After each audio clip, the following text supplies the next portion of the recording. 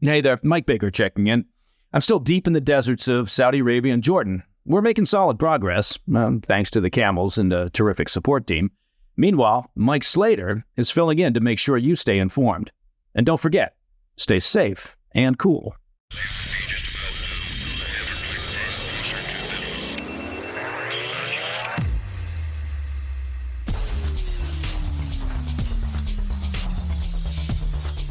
Thanks, Mike. It's Wednesday, 15 January 2025. Welcome back to the PDB Afternoon Bulletin. I'm Mike Slater from Politics by Faith and SiriusXM Patriot. Let's get briefed. Today, we'll begin in South Korea, where impeached President Yoon Suk Yeol has been arrested as the fallout continues from his shock martial law decree last month. Do you remember that?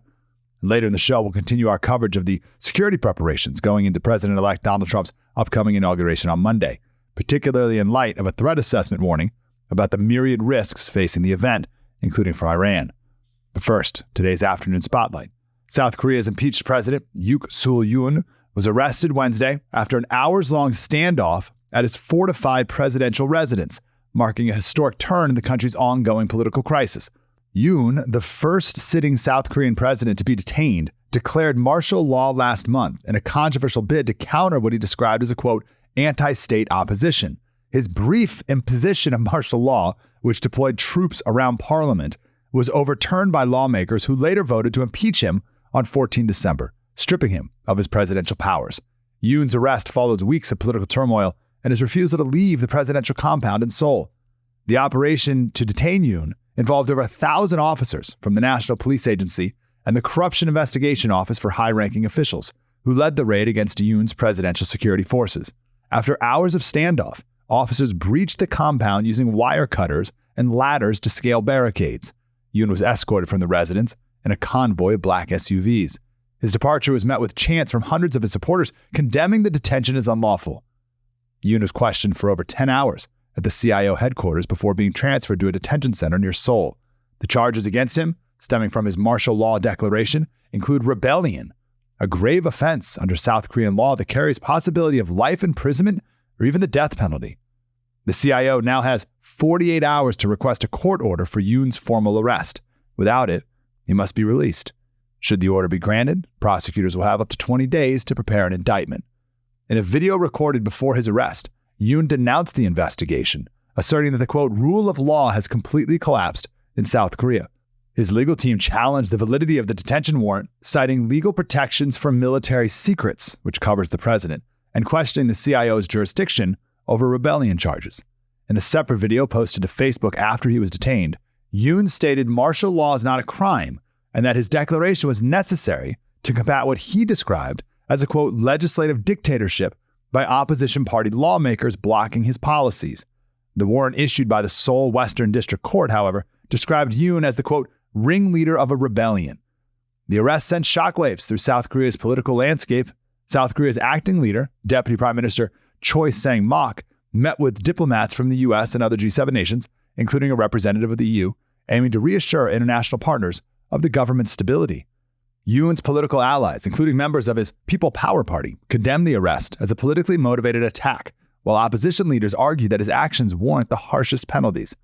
Already, several high-ranking officials, Yoon's defense minister, police chief, top military commanders, have been detained for their role in enforcing martial law. As South Korea remains deeply divided, the Constitutional Court is now tasked with deciding whether to remove Yoon from office permanently or reinstate him, with the next hearing scheduled for Thursday. Coming up next, ahead of President-elect Donald Trump's inauguration on Monday, U.S. intelligence agencies have issued a threat assessment warning of risks from foreign terrorists, including Iran, and domestic terrorists. More on that after the break.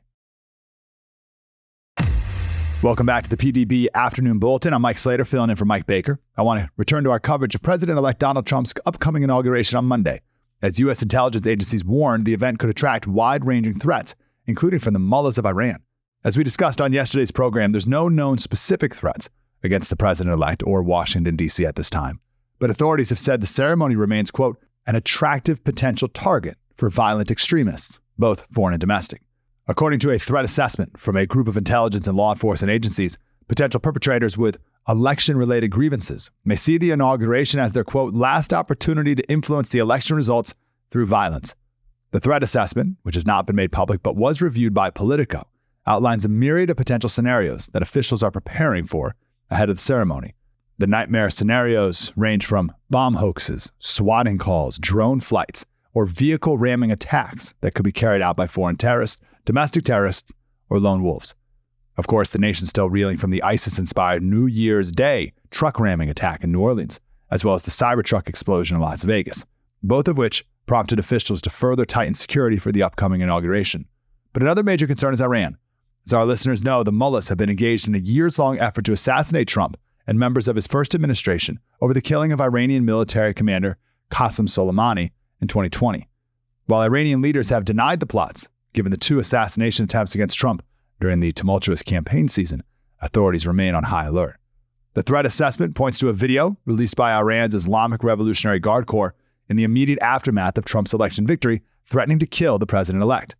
Uploaded to their Telegram account, the video ended with footage of a bloodied Trump and the words, quote, "We will finish the job."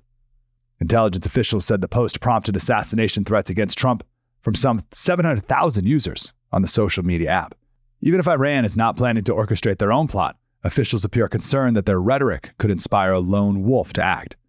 In addition to foreign threats, law enforcement is also concerned that the widespread protest expected during the inauguration could turn violent, noting that many of the groups that have applied for permits have arranged previous demonstrations that ended in arrests. They're particularly anxious about protests related to the conflict in Gaza and that the war could inspire extremists residing stateside. Taken together, authorities say the security risks facing Trump's inauguration on Monday are historically unprecedented.